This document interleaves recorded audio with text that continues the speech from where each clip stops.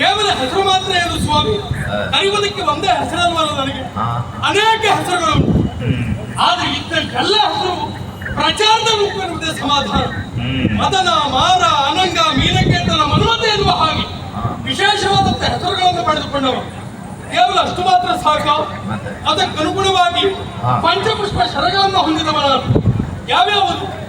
ಅರವಿಂದ, ಅಶೋಕ, ಚೂಟ, ನವಮಲ್ಲಿಕ, ನೀಲೋತ್ಪಲಗಳೆಂದು ಅಷ್ಟಿದ್ರೆ ಸಾಕಾದೀತವ. ಅದಕ್ಕನುಗುಣವಾಗಿ ಸಹಚರರು ಇದ್ದಾರೆ. ವಸಂತ, ಮಾರುತ, ಶುಕ, ಪಿಕ, ಕೋಕಿಲ ಎನ್ನುವ ಹಾಗೆ ಏನೇ ಇದ್ರೂ ಸಹ ಇದು ನಮ್ಮದು ಪ್ರೇಮಲೋಕ ಸ್ವಾಮಿ. ಇಲ್ಲಿ ನಡೆಯುವಂತ ವಿಚಾರಗಳು ಪ್ರಪಂಚದಲ್ಲಿ ಮತ್ತೆಲ್ಲೂ ನಡೆಯುವುದಿಲ್ಲ. ಯಾರೇ ಪ್ರೇಮಿಗಳಿಗೆ ಏನೇ ಸಮಸ್ಯೆ ಆದ್ರೂ ಆರಾಧಿಸುವ ದೈವ ಯಾರು ಅಂತ ಕೇಳಿದ್ರೆ ನಾನು ಮತ್ತೆ ಮತ್ತೊಬ್ಬರಲ್ಲ. ಆಲೋಚನೆ ಮಾಡಿ ನೋಡಿ, ದೇವಲೋಕಕ್ಕೆ ಇರುವಂತ ಪ್ರತಿಯೊಬ್ಬರಿಗೂ ಆರೋಗ್ಯ ಯಾರು ಹದಗೆಟ್ಟಿತ್ತು ಅಂತಾರೆ, ಅದರ ವ್ಯವಸ್ಥೆಯನ್ನು ಮಾಡಿಸಿದವರು ಯಾರು ಅಂತ ಪ್ರಶ್ನೆ ಮಾಡಿದ ಉತ್ತರ ಅದಕ್ಕೆ ಉತ್ತರ ನಾನೇ. ಪ್ರತಿಯೊಬ್ಬರ ಆರೋಗ್ಯವನ್ನು ಕಾದಿರಿಸಿಕೊಳ್ಳುವಲ್ಲಿ, ಆರೋಗ್ಯ ತಪಾಸಣೆ ಮಾಡಿಸುವಲ್ಲಿ ಯೋಗ್ಯವಾದಂತ ವೈದ್ಯರನ್ನು ಕೊಟ್ಟವರು ಯಾರು? ಆ ಕೊಡುಗೆ ನಮಗೆ ಸಲ್ತದೆ. ಅಶ್ವಿನಿ ದೇವತೆಗಳ ಹುಟ್ಟಿಗೆ ಕಾರಣಕರ್ತನಾದಲ್ವ, ಅದಕ್ಕಾಗಿ ಅಂತದ್ದು ವಿಶೇಷತೆಯಿಂದ ನನ್ನನ್ನು ಆರಾಧಿಸುವವರಿದ್ದಾರೆ. ಇನ್ನು ಕೆಲವರು ಮನ್ಮತ್ತ ಹೋದಲ್ಲೆಲ್ಲ ಏನಾದ್ರೂ ತೊಂದರೆ ಆಗ್ತದೆ ಅಂತ ಹೇಳುವವರು ಇದ್ದಾರೆ. ಅದು ಹೊಟ್ಟೆಗೆ ಯಾಕೆ ಅವರಿಗೆ ಅವ್ರ ಬಗ್ಗೆ ನಂಬಿಕೆ ಇಲ್ಲ. ಆಲೋಚನೆ ಮಾಡಿ, ನಾವು ಹೇಗೆ, ನಮ್ಮ ಮನಸ್ಥಿತಿ ಹೇಗೆ, ಯಾರ ಮನಸ್ಸು ಎಲ್ಲಿ ವಿಳಂಬವಾಗ್ತದೋ, ಎಲ್ಲಿ ತೊಂದರೆ ಆಗ್ತದೋ ಅಂತವರು ನನ್ನನ್ನು ಆಕ್ಷೇಪ ಮಾಡುವವರು ಬಿಟ್ರೆ ಸದೃಢವಾದಂತ ಮನಸ್ಸನ್ನು ಹೊಂದಿದವರು ಯಾರು ನನ್ನನ್ನು ಆಕ್ಷೇಪಿಸಿಲ್ಲ. ಮತ್ತೆ ನನ್ನ ಬಗ್ಗೆ ನಾ ಹೇಳ್ಕೊಳ್ಳುದಿಲ್ಲ, ನನಗೆ ಪ್ರಚಾರ ಅಂದ್ರೆ ಆಗುದಿಲ್ಲ. ಅದಕ್ಕಾಗಿ ಎಂದಿನ ನನ್ನ ಕಾಯಕದಲ್ಲಿ ನನ್ನನ್ನು ನಾನು ತೊಡಗಿಸಿಕೊಂಡವ. ಯಾರ್ಯಾರು ಇರುವುದು ನಮ್ಮ ನಾಡಿನಲ್ಲಿ? ನನ್ನ ಹೆಂಡತಿ ಮತ್ತಾರೆ ರತಿಯ ಮೇಳದೊಳಿರ್ಪ ಕಾಮ, ಇದರಿಂದಲೇ ಹೆಸರನ್ನ ಪಡೆದುಕೊಂಡವರು. ಎಂದಿನ ಹಾಗೆ ಸಭೆಯನ್ನ ಪೂರೈಸಿಕೊಂಡು ನಮ್ಮ ಪ್ರತ್ಯೇಕ ಸಭೆಯತ್ತ ಸಾಗಿ ಬಂದವ. ಯಾವ್ದಾದ್ರೂ ಪ್ರೀತಿಯ ವಿಚಾರ ಇದ್ರೆ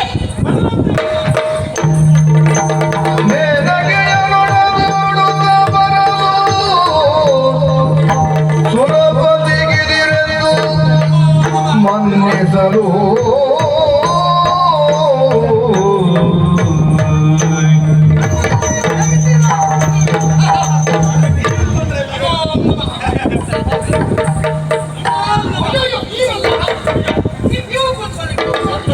ಈಗ ನಿಮಗೆ ನಮಸ್ಕಾರ ಮಾಡುವುದೇ ನಮಗೆ ಹೊಸದಲ್ಲ.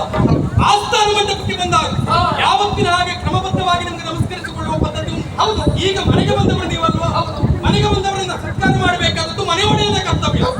ಆ ನೆಲೆಯಲ್ಲಿ ನಿಮ್ಮನ್ನು ಸತ್ಕರಿಸಿಕೊಳ್ಳಬೇಕು.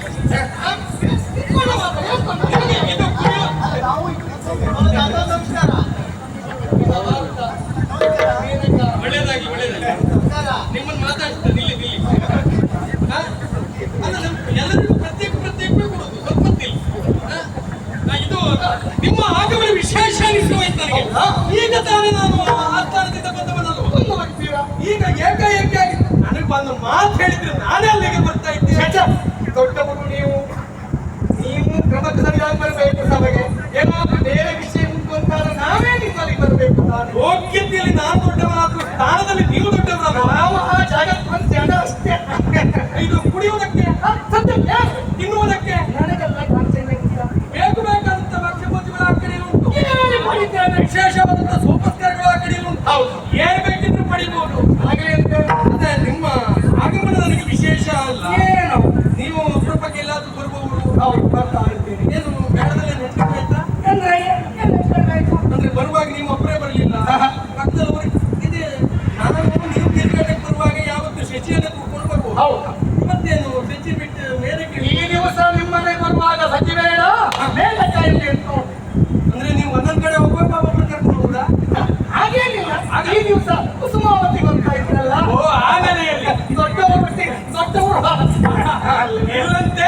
ನೀವೆಲ್ಲ ಒಟ್ಟಾಗಿ ಬಂದ್ರಲ್ಲ ಏನು ಕಾರಣ ಅಂತ ಕೇಳ್ಬೋದಾ? ವಿಷಯ ಗೊತ್ತಿಲ್ಲ ನಮಗೆ. ಕೌಶಿಕನ ತೇಜವಳಿದು ಕೌಶಿಕನ ತೇಜವಳಿದಿ ಮೇನಕೆಯ ತನು ತೇಜಕವ ಒಲಿವಂತೆ ನಿಮ್ಮಯ ತೇಜವನು ನೀವು ಮೆರೆಯಬೇಕನೆ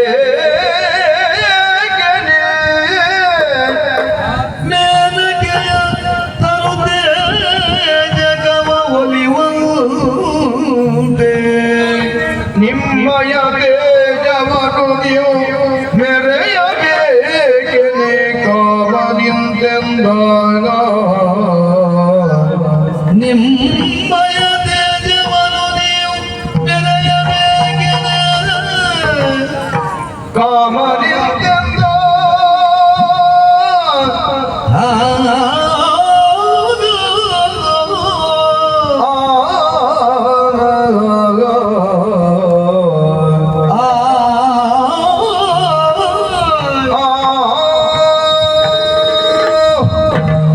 ನಮ್ಮದೇ ಮೂಲದಂತಹ ಸಮಸ್ಯೆಯನ್ನ ಒಬ್ಬ ಸಾಮಾನ್ಯರಲ್ಲಿ ಹೇಳ್ಕೊಂಡ್ರೆ ಪರಿಹಾರ ಸಿಗಲಿಕ್ಕಿಂತ ಅದನ್ನ ಆಗುವುದು ಯಾರಲ್ಲಿ ಹೇಳ್ಕೊಳ್ಬೇಕು, ಯಾರಲ್ಲಿ ಸಂಭಾಷಣೆ ಮಾಡಬೇಕು ಅಂತವರೇ ಆಗ್ಬೇಕು. ದೊಡ್ಡವರಿಗೆ ಬಂದಿರುವಂತ ಕಷ್ಟವನ್ನು ಪರಿಹರಿಸಿಕೊಳ್ಳಬೇಕು ಅಂತ ಇನ್ನೊಬ್ಬ ದೊಡ್ಡವರನ್ನೇ ಆರಿಸಿಕೊಳ್ಳಬೇಕು ಅಲ್ವಾ ಮೇನಕ? ಅದು ಅದು ಸಾಮಾನ್ಯ ಜ್ಞಾನ.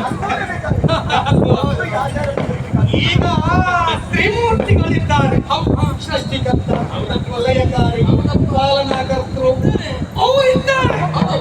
ಹಾಗಂತ ಅವರು ಮಾಡುವಂತಹ ಕಾರ್ಯವನ್ನ ಇನ್ಯಾರಾದ್ರೂ ಮಾಡ್ತಾರ? ಮತ್ತೆ ಯಾರು ಮಾಡಬಹುದು? ಯಾರು ಮಾಡಬಹುದು? ಹನುಮಂತರ ಇರ್ಬೇಕು, ಇಲ್ಲಿ ಯಾರಿದ್ದಾರೆ? ಹಾಗಾಗಿ ಈ ದೊಡ್ಡವರಿಗೆ ಬಂದೊದಗಿದಂತಹ ಕಷ್ಟವನ್ನ ದೊಡ್ಡವರೇ ಪರಿಹಾರ ಮಾಡಿಕೊಳ್ಬೇಕು. ಒಂದು ದೊಡ್ಡ ಮಟ್ಟದಲ್ಲಿ ಮಾತಾಡ್ತಾ ಇದ್ದೀವಿ, ಹೇಳೋದೇ ಅರ್ಥ ಆಗುತ್ತಿಲ್ಲ. ದೊಡ್ಡ ದೊಡ್ಡ ಮಾತಾಡೋ ಕ್ರಮ ಹಾಗಲ್ಲ. ಪುಟ್ಟವರೇ ಮಾತಾಡ್ತಾ ಇದ್ದಾರೆ, ಆ ಮಟ್ಟಿಗೆ ನೀವೇನು ಕ್ರಮ ಬಿಟ್ಟು ಮಾತಾಡೋದ್ರಲ್ಲ ಎನ್ನುವ ವಿಶ್ವಾಸ ಅಲ್ಲ. ದೊಡ್ಡವರೇನು ಯಾರಿದ್ದಾರೆ? ಹೌದು ಹೌದು, ದೊಡ್ಡವರೇ ಮಾತಾಡ್ತಾರೆ. ಅದು ಯಾರ ಎದುರುಗಡೆಯಲ್ಲಿ ಮನ್ಮಥರಾಯರು ಲೋಕಮುಖದಲ್ಲಿ ಕುಳಿತುಕೊಂಡಾದ್ರೆ ಹೇಳ್ತೇನು? ಅಪ್ಪ ಅಮ್ಮ ಹೇಳ್ತಾರೆ, ನನ್ನ ಮಗ ಮನ್ಮಥನ ಹಾಗೆ ಮನ್ಮಥನ ಹಾಗೆ ಚಂದಕ್ಕೆ ನನ್ನನ್ನೇ ಹೋಲಿಸಿ ಮಾರ ಅಲ್ವಾ ಅಲ್ವಾ. ಲೋಕವೇ ಈ ದಿವಸ ತಮ್ಮ ಕುರಿತಾಗಿ ಕೊಂಡಾಡುತ್ತಾ ಇದೆ. ಹನುಮಂತರಾಯರೇ, ದೇವ ಲೋಕಕ್ಕೆ ಬಂದೊದಗಿದಂತ ಕಷ್ಟ ಏನು ಗೊತ್ತುಂಟೋ? ಕಷ್ಟವೋ ಖಾದಿನಂದನ ಆ ಕೌಶಿಕ ಘನ ಘೋರವಾದಂತ ತಪಸ್ಸನ್ನ ಆಚರಿಸುತ್ತಾ ಇದ್ದಾನೆ. ಅವನ ತಪೋಜ್ವಾಲೆ ಅಂತ ಹೇಳುವುದು ನಮ್ಮ ನಾಲ್ಕಲೋಕವನ್ನೇ ಮುತ್ತಿಗೆಯಿಟ್ಟಿದೆ. ಉಸಿರಾಡುವುದರ ಕಷ್ಟ, ಹೊಟ್ಟೆ ಉಪ್ಪೇರ್ತಾ ಉಂಟು. ನಿಮ್ಮ ಹೊಟ್ಟೆಯಲ್ಲಿ ನೋಡಿ ಸ್ವಲ್ಪ ಉಪ್ಪಿದೆ. ಇನ್ನು ಕೆಲವು ಸಮಯ ಹೋಯ್ತು ಅಂತಾದ್ರೆ ನಮ್ಮ ಪರಿಸ್ಥಿತಿ ಏನು? ಮುಖ ನೋಡಿದಾಗ ಅನುಮಾನ ಬಂತು. ಹಾಗಾಗಿ ನಾವು ಸೇರಿಕೊಂಡು ಇಲ್ಲಿ ಬಂದಿದ್ದೇನೆ. ಅವನ ತಪೋಭಂಗವನ್ನ ಮಾಡುವುದಕ್ಕೆ ಏನಕ್ಕ ಬರ್ತಾಳೆ, ಬರ್ತಾಳೆ ಆಗಿಲ್ಲ.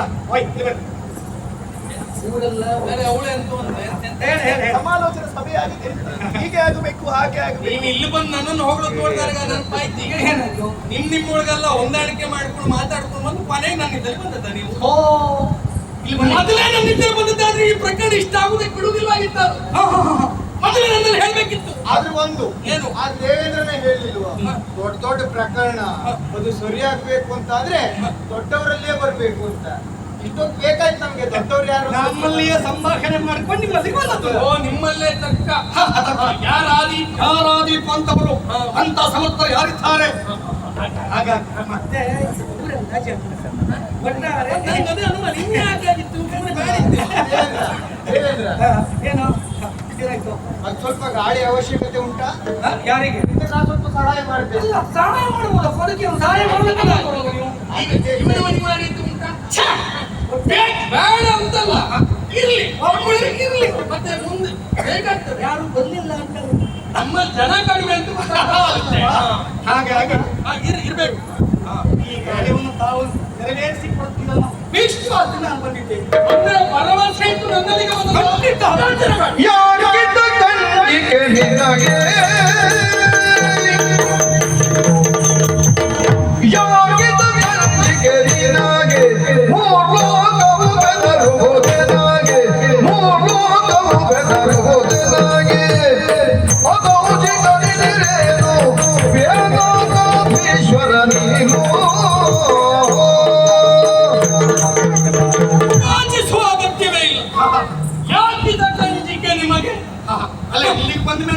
ಹೇಳಿಕ್ಕೆ ಎಲ್ಲ ಮುಖ ನೋಡಿದಾಗಲೇ ಅರ್ಥ ಆಯ್ತು.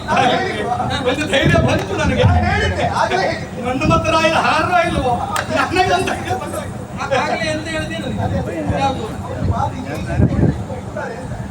ನಾವು ಒಪ್ಪಿದೆ ಅಂತ ಯಾರು ಹೇಳಿದ್ರಿ? ತಾಡಿ ಅಣಿ ಅಂತ ಅವಸರ ಮಾಡ್ತೀಯ. ನಾ ಇನ್ನು ಒಪ್ಪಲಿಲ್ಲ ಇನ್ನು ಒಪ್ಪಲಿಲ್ಲ. ತೀರ್ಮಾನ ಮಾಡ್ಕೊಳ್ತಾರೆ ನಾ ಮತ್ತೆ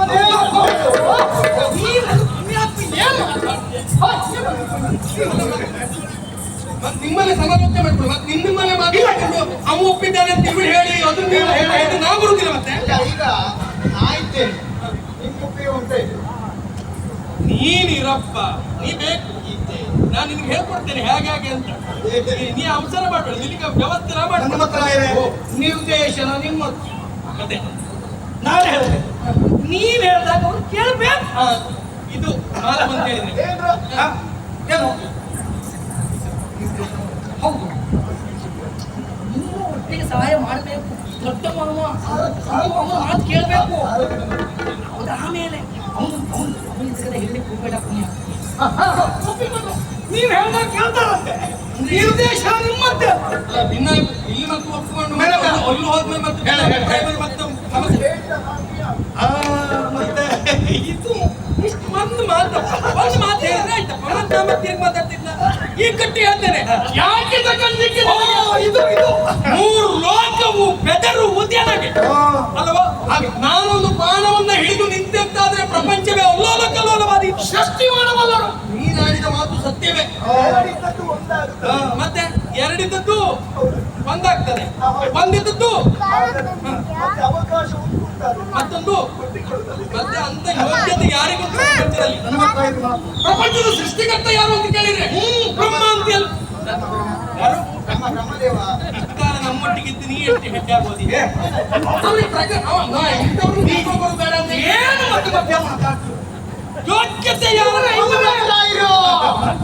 ಇಂದಲ್ಲ ಅಂದೇ ಹೇಳಿಕೊಂಡು ಇಬ್ಬರಡುಗರು ಯಾರಿಗೆ ಅದರೊಳಗೊಬ್ಬ ಕಾರಣಿಕ, ಮತ್ತೊಬ್ಬ ಈರೇಳು ತೆಗೆದ ಹೆಬ್ಬೆಳಸ ಬೆಳೆಸುವುದಕ್ಕೆ ಕಾರಣಿಕ. ಹಾಗಿದ್ರೆ ಸೃಷ್ಟಿಕರ್ತ ಯಾರು? ನಿಜವಾಗಿ ನೀವೇ. ನಿಜವಾಗಲ್ಲ, ಒಪ್ಕೊಳ್ಬೇಕು ನಾನೇ. ನೋಡಿ, ನನಗೆ ನೋಡು ಒತ್ತಾಯ ಪೂರ್ವಕ ಹೂ ಹಾಕ್ಲಿಕ್ಕೆ ಮನಸ್ಪೂರ್ವಕವಾಗಿ ಹೂ ಹಾಕ್ಬೇಕು. ಹಾಗಿದ್ರೆ ಸೃಷ್ಟಿಕರ್ತ ಯಾರು? ನಾನೇ. ಹಾಗಿದ್ರೆ ನಾನು ಸೃಷ್ಟಿ ಮಾಡದೆ ಹೋದ್ರೆ ಪಾಲನೆ ಮಾಡುವಂತ ಹೊಣೆಗಾರಿಕೆ ಅವನಿಗೆ ಎಲ್ಲಿ ಬರ್ತಾರೆ ಅಲ್ವಾ? ಕಾಲವನ್ನು ನೋಡಿ ಲಯಗೊಳಿಸುವಂತ ಕಾರ್ಯ ಕಡಿಲಿಕ್ಕೆ ನೋಡಿ ಎಲ್ಲದಕ್ಕೂ ಮೂಲಕ ನಾನೊಬ್ಬ ಉದ್ಯೋಗ ಬಿಟ್ರೆ ಒಬ್ಬರಿಗೂ ಉದ್ಯೋಗ, ಯಾರಿಗೂ ಉದ್ಯೋಗ ಇಲ್ಲ. ಕೆಲಸ ಇನ್ನೊಬ್ರು ಹೊಟ್ಟೆ ಮೇಲೆ ಹೊಡಿಬಾರ್ದು ಅಂತ ಸುಮ್ಮನಿದ್ದೇನೆ ಬಿಟ್ರೆ ಮತ್ತೆ ಹಾಗೆ ಮತ್ತೆ ಯೋಚನೆ ಮಾಡುವ. ನಿಮ್ಮ ಪಾಲಿಗೆ ಬಂದಿರುವಂತಹ ಸಕಲ ಕಷ್ಟವನ್ನು ನಿವಾರಿಸಿಕೊಳ್ಳುವಲ್ಲಿ ನನ್ನನ್ನು ನೀವು ಆಚರಿಸ್ತೀರಿ ಅಂತಾದ್ರೆ ಕೇವಲ ನಿಮ್ಮಿಷ್ಟರಿಗೆ ಬಂದ ಕಷ್ಟ ಮಾತ್ರವಲ್ಲ, ಇಡೀ ದೇವಲೋಕಕ್ಕೆ ಬಂದಿರುವಂತಹ ಕಷ್ಟ. ಇದನ್ನು ದೂರಪಡಿಸಿಕೊಳ್ಳುವಲ್ಲಿ ನನ್ನನ್ನು ನೀವು ಬಳಸಿಕೊಳ್ತೀರಿ ಅಂತಾರೆ. ಯೋಚನೆ ಬಿಡಿ ಬಿಟ್ರಿ ಅಂತಾರೆ.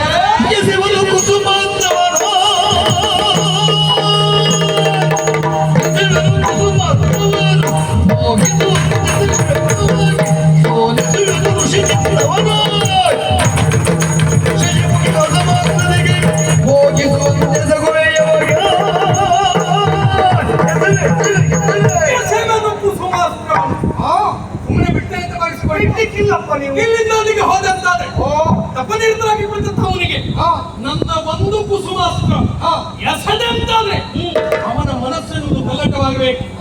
ಚಾಂಚಲ್ಯತೆಯನ್ನು ಮನದಲ್ಲಿ ಹುಟ್ಟಿಕೊಳ್ಳಬೇಕು. ಮನಸ್ಸಿನಲ್ಲಿರುವಂತಹ ದುಗುಡಗಳೆಲ್ಲ ದೂರವಾಗಿ ಕಾಮಿಸುವಲ್ಲಿ ಆತಮನ ಮಾಡಬೇಕು.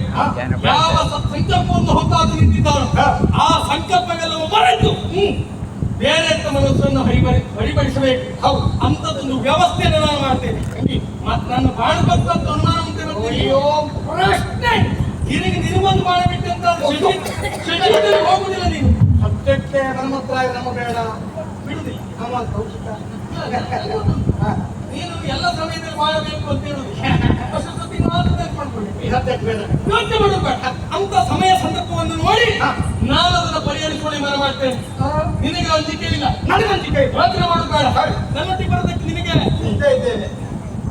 ಅವರೇನೋ ನನ್ನ ಊಟಗಳಾಗಿದ್ದಾಳಪ್ಪ, ಯಾಕೆ ಗೊತ್ತಾ? ಅದೇ ಹುಳಿ ತಿಂದು ಮಾಡ್ತೀನಿ. ಅಯ್ಯೋ ಹೆದರಿಕೆ. ನಿನಗೆ ಹೆದರಿಕೆ.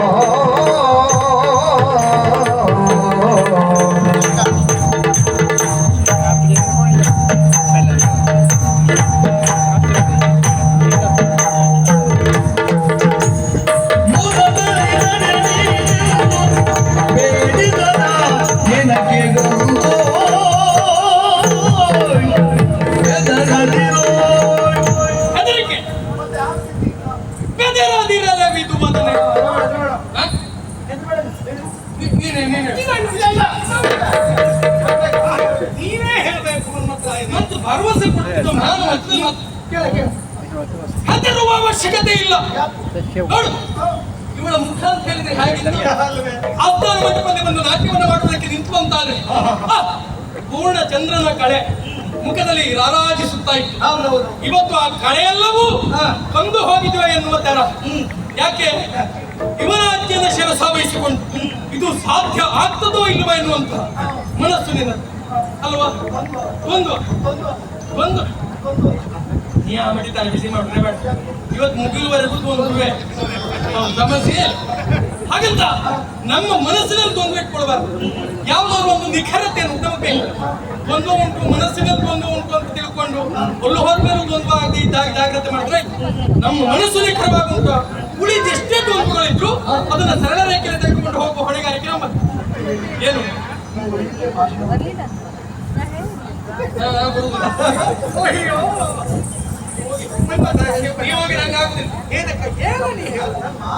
ಭಾಷಣ ಮಾಡ್ತೀನಿ ಉಳಿದೆಂದು ಮಾಡ್ಲಿಕ್ಕೆ ಆಗುದಿಲ್ಲ. ಬರೀ ಮಾತಾಡ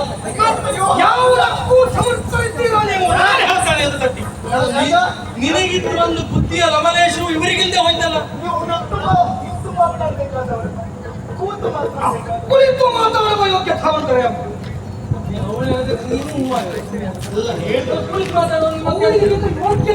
ಅಂದ್ರೆ ಕೆಲಸ ಮಾಡೋದಕ್ಕೆ ನಾವು ಜನ ನಾವು ಬರೀ ಹೇಳುದಷ್ಟೇ. ನಮ್ಮ ಪಾರು ಪತ್ತೆ ಹೀಗೆ ಹೋಗಿ ಹೀಗೆ ಮಾಡಿ ಅದನ್ನು ತುಂಬ ತಗೊಂಡು ಬನ್ನಿ ಅಂತ ಹೇಳ್ತೇನೆ. ಏನು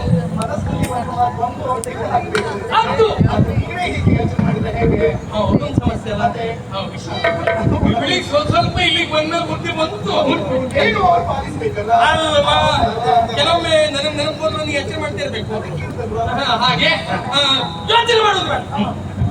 ನಿನ್ನ ಮನಸ್ಸಿನ ಅಂಜಿಕೆಯನ್ನು ತೆಗೆದು ಬಿಸಾಡು. ಒದಗಿ ಬಹೇನು ನಿನ್ನೊಡನೆ ಅನುಮಾನವಿಲ್ಲ. ನೀನು ಮಾಡುವಂತ ಕಾಯಕ ಲೋಕೋದ್ಧಾರದ ಕಾಯಕಕ್ಕೆ ನಾನು ನಿಮಗೆ ಪೂರಕನಾಗಿ ನಿರ್ದೇಶನತ್ವವನ್ನು ವಹಿಸಿಕೊಂಡು ಹೀಗಾಗಬೇಕು ಅಂತ ಹೇಳಿ ತೋರಿಸ್ತೇನೆ. ಮುಂದಿನ ಕಾರ್ಯ ಏನೆನ್ನುವುದನ್ನು ನೀವು ಎಚ್ಚರಿಕೆಯಿಂದ ವಹಿಸಬೇಕು. ನೀನು ಬಂದೆ ಆಮೇಲೆ ಮಾಡ್ತೀನಿ. ನಮಗೆ ಕುಣಿತನಿಗೆ ಕೊಡ್ಬೇಕು. ಇಲ್ಲಪ್ಪ, ಹಾಗೆ ಕೋಗಿಲಿಗೆ ಹಾಡುವುದನ್ನು ಹೇಳ್ಕೊಡ್ಬೇಕಾ? ಹಾಗೆ ಕಲಿಸುವುದನ್ನ ನಿನ್ನೊಂದು ಗಾಳಿ ಮಾಡಿ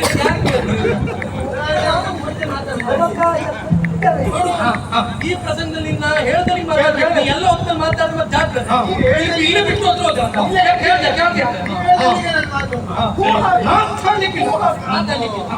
ಹಾಗಿದ್ರೆ ಹೋಗು, ನೀನು ಮತ್ತೆ ಆರೋಗ್ಯ ಮಾಡುವುದಿಲ್ಲ.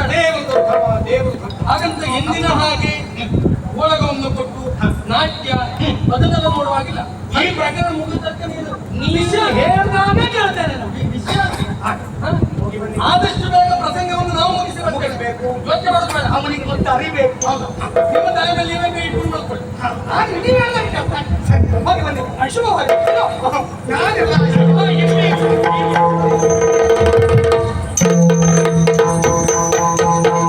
ಈಗ ನಾ ಸತ್ಯ ಹೇಳ ಏನು ದೇವೇಂದ್ರ ಹೇಳಿದ ಎನ್ನುವಂತಹ ಕಾರಣಕ್ಕಾಗಿ ಬಂದದ್ದಲ್ಲ, ನೀವೇ ಬರೀತೀರಲ್ಲ. ಇದು ಬಡ ಮನಸ್ಸು ನನಗೆ ಗೊತ್ತುಂಟು. ನೀನು ಮುಖ ನೋಡಿದಾಗಲೇ ನನಗೆ ಅರ್ಥ ಆಯ್ತು. ಅವನು ಭರವಸೆ ಮೇಲೆ ಬರ್ಲಿಲ್ಲ, ಕೊನೆ ನನ್ನ ಹೆಸರು ಹೇಳ್ದ ಅಂತಿ ಬಂದದ್ದಲ್ವಾ. ಇಲ್ಲಿ ಇಲ್ಲಿ ನಾನು ಇದ್ರಲ್ಲಿ ಮುಂದುವರಿಯುವುದಿಲ್ವಾಗಿತ್ತು. ಯಾಕೆ ಮುಂದುವರೆದೆ? ನಮ್ಮಿಬ್ರ ಜೊತೆ ನೀವು ಪ್ರೀತಿ ಅನ್ನೋದಿಲ್ವಾ? ಒಟ್ಟಾರೆ ಕ್ರಿಕೆಟ್ ನಮ್ದು ಆಯ್ತು ಮಾಡುವುದಲ್ಲ.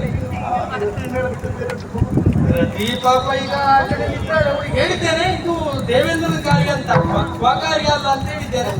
ಇಲ್ಲ ಅಂತ ಹೇಳಿದ್ವಿ, ಈಗ ತೊಂದ್ರೆ ಇಲ್ಲ, ಮನೆ ಬಂದು ಸುಧಾರಿಸ್ತೇನೆ ನಾನು. ನೀ ಈ ಮನೇಲಿ ಗಟ್ಟಿ ಹೇಳ್ಬೇಡ್ವೆ, ಮತ್ತೆ ಅವ್ರಿಗೆ ಕೇಳ್ಬೇಕು ಹೇಳ್ತು. ನಿನಗೆ ಯಾವ ಲವಲೆ ಎಷ್ಟು ಹಾಗಿದ್ರೆ ದೇವೇಂದ್ರನಿಗೆ ಭರವಸೆ ಮಾತನ್ನು ಕೊಟ್ಟದ್ದಾಗಿತ್ತು. ಹಾಗಿದ್ರೆ ಅವನ ತತ್ವವನ್ನು ಭಂಗಪಡಿಸಬೇಕು ಅಂತಾದ್ರೆ ನಾವು ದೇವಲೋಕದಿಂದ ಭೂಲೋಕಕ್ಕೆ ಇಳಿಬೇಕಲ್ಲ. ಹೇಗೆ ಹೇಗೆ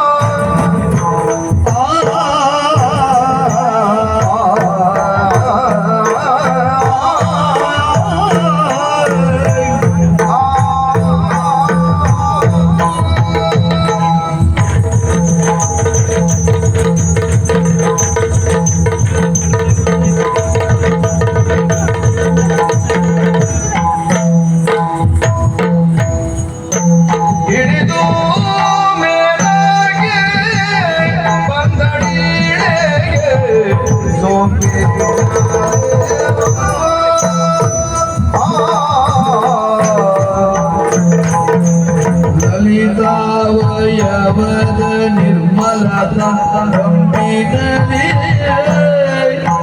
ಲಲಿತಾವಯವದ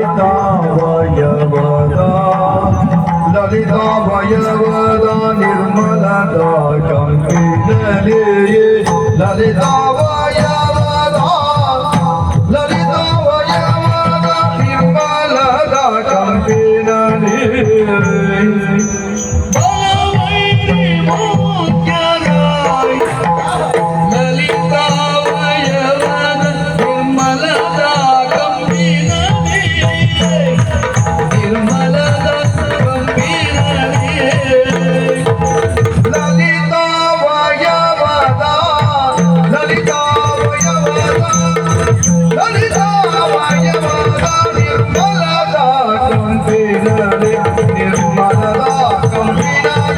ನಿರ್ಮಲದ ಗಂಭೀರವೇ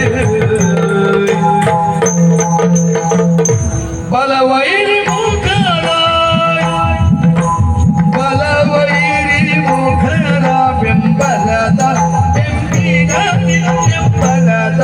ಬೆಂಬಿನಲ್ಲಿ ಬಲವೈರಿ ಮುಖರ ಬೆಂಬಲದ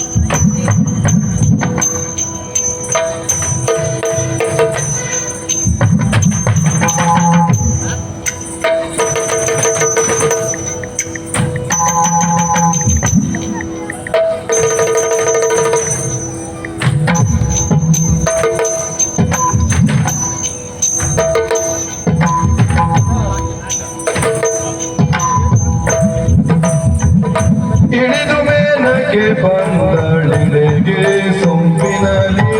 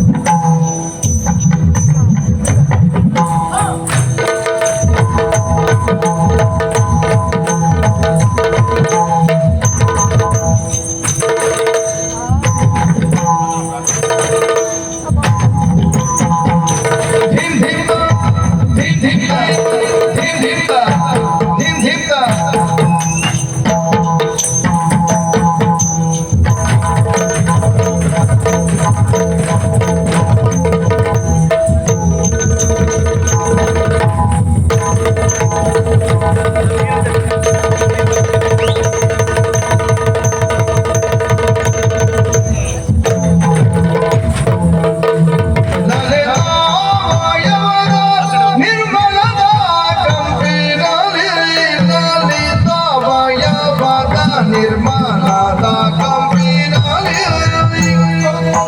ಬಲವೈರಿ ಮುಖದ ಬೆಂಬಲದ ಬೆಂಬಿನಲ್ಲಿ ಬಲವೈರಿ ಮುಖದ ಬೆಂಬಲದ ಬೆಂಬಲದ ಬೆಂಬಲದ ಬೆಂಬಿನಲ್ಲಿ ಬಲವೈರಿ ಮುಖದ ಬೆಂಬಲದ ಬೆಂಬಲದ ಬೆಂಬಿನಲ್ಲಿ ಬೆಂಬಲದ ಬೆಂಬಿನಲ್ಲಿ ಹಿಡಿದು ಮೀನಕ್ಕೆ ಬಂದ ಗಿಡಗೆ ಸೊಮ್ಮಿನಲ್ಲಿ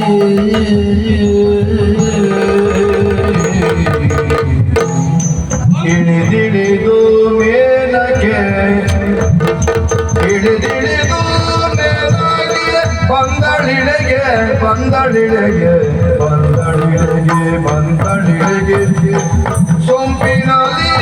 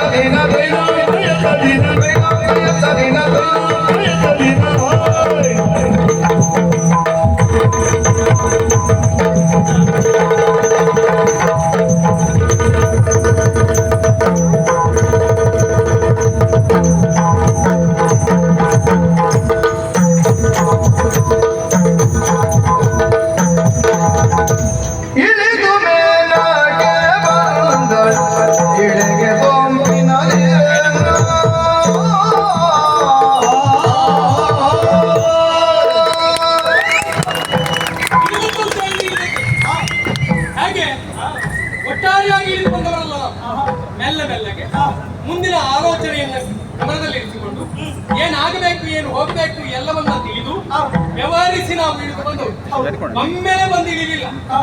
ನಿಧಾನ ಅಲ್ಲಲ್ಲಲ್ಲಿ ನಿಲ್ಲಿಸಿ ಆ ಕಡೆ ಈ ಕಡೆ ನೋಡಿಕೊಂಡು ಏನೂ ಉಪದ್ರ ಇಲ್ಲ ಅಂತ ಗೊತ್ತಾದ್ಮೇಲೆ ನಿಧಾನ ಇಳಿದು ಇಳಿದು ಇಳಿದು ಇಲ್ಲಿವರೆಗೆ ಬಂದಾಯ್ತು. ಮಾರ್ಗ ಅಷ್ಟೇ ಅಲ್ಲ, ಹೇಗಿತ್ತು ಪ್ರಯಾಣ? ಬರುವಾಗ ನಾವು ಆಲೋಚನೆ ಮಾಡಿದ್ದೆ ಹೇಗಂದ್ರೆ ನಿನ್ನ ಅಪ್ಪಣೆಯನ್ನು ಪಡೆದವರು ನೇರವಾಗಿ ಬರುವುದು ಅಂತ. ಆದ್ರೆ ಬರ್ತಾ ಇದ್ದದ್ದು ಯಾರೊಟ್ಟಿಗೆ ಹೇಳುವುದು ಪ್ರಶ್ನೆ. ಒಂದೊಂದು ನಿನ್ನೊಟ್ಟಿಗೆ ಅಲ್ವಾ? ಹಾಗಾಗಿ ಬಹಳ ಕೆಲಸ ಆಯ್ತು. ಹೌದಲ್ಲ? ಬರುವಾಗ ಮಾರ್ಗ ಮಧ್ಯದಲ್ಲಿ ನಮ್ಮ ಕೆಲಸವೆಲ್ಲವೂ ಹಾಳಾಗ್ತದೆ ಎನ್ನುವ ಹಾಗೆ ವರುಣನ ಆರ್ಭಟ ಎನ್ನುವ ಹಾಗೆ ಭಾವಿಸಿಕೊಂಡಿ ಅವ ಅಲ್ಲೇ ಶಾಂತ ಆದ. ಯಾಕೆ ಅಲ್ಲಪ್ಪ, ನಾವು ವ್ಯವಸ್ಥಿತವಾದಂತ ಕಾರ್ಯಕ್ಕೆ ಮನ ಮಾಡಿದ್ದೇವೆ, ಇದಕ್ಕೆ ಗಟ್ಟಿ ಬರಬಾರ್ದು, ಅದಕ್ಕಾಗಿ ಮೊದಲೇ ಬಂದು ಹೋಗುವಂತ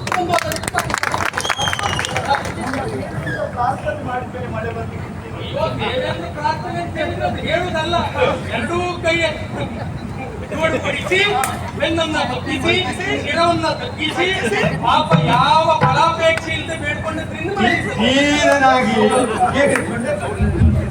ಹೌದು, ಫಲಾಪೇಕ್ಷೆ ಯಾವುದು ಇಲ್ಲದೆ ಸುಲಭ ಅಲ್ಲ ಅದು. ಮತ್ತೆ ಅವು ಹಿಂದ್ಗಡೆ ಮತ್ತೆ ಹೇಳ್ತಾ ಯಾವ ಫಲಾಪೇಕ್ಷೆ ಮಳೆ ಬರ್ದೇ ಇರುತ್ತೆ ಫಲಾಪೇಕ್ಷೆ ನಾವು ಅಲ್ಲ ಅಂತ ಹೇಳಿ ವಾತಾವರಣ ಹೇಗೆ? ವಾತಾವರಣ ಇಲ್ಲಿವರೆಗಿಲ್ಲ, ಇನ್ನು ಸ್ವಲ್ಪ ಮುಂದೆ ಹೋದ್ಮೇಲೆ ನೋಡ್ಬೇಕು. ಬರುವ ಮೊದಲು ಸ್ವಲ್ಪ ನಿರೀಕ್ಷೆ ಇತ್ತು, ಹೀಗಾಗಬಹುದು ಹಾಗಾಗಬಹುದು ಅಂತ. ಸುಲಭವಾಗಿರ್ಲಿಲ್ಲ. ಒಂದು ಸಮಾಧಾನ ಏನು ಗೊತ್ತಾ, ವಾತಾವರಣ ಹೇಗೆ ಇರಲಿ ನಮ್ಮವರೆಲ್ಲ ನಿರೀಕ್ಷೆ ಹಾಗುಂಟು. ಈ ಕಾರ್ಯ ಒಂದು ಯಶಸ್ಸಾದ್ರೆ ಸಾಕು ಎನ್ನುವ ಮನಸ್ಥಿತಿ. ನಾವು ಮಳೆ ಅಂತ ಭಾವಿಸಿಕೊಂಡದ್ದು ಎಂತದ್ದು ಶುಭ ಕೆಲಸ ಮಾಡಿಬಿಟ್ಟ